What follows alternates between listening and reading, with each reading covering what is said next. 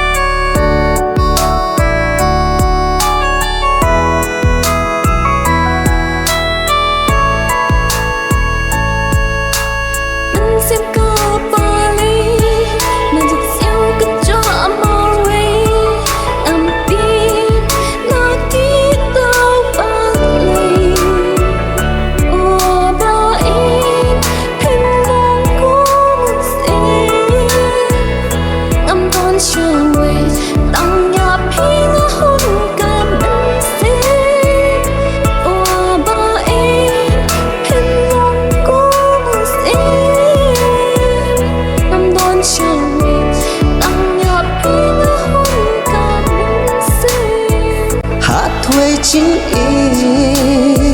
arut ngin ya ching ik banila kan ne shilan te kisi saka ba ik pi kwa balo ngala de pura na dong shadow uya jing ngale nur pasma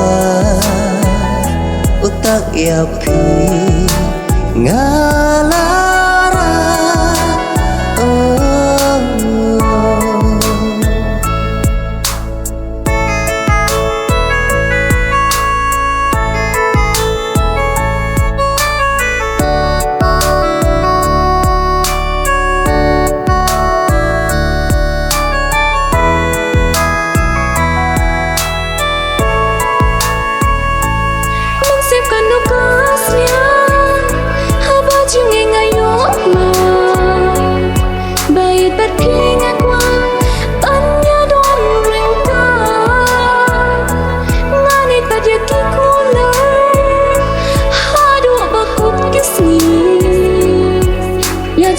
Chúc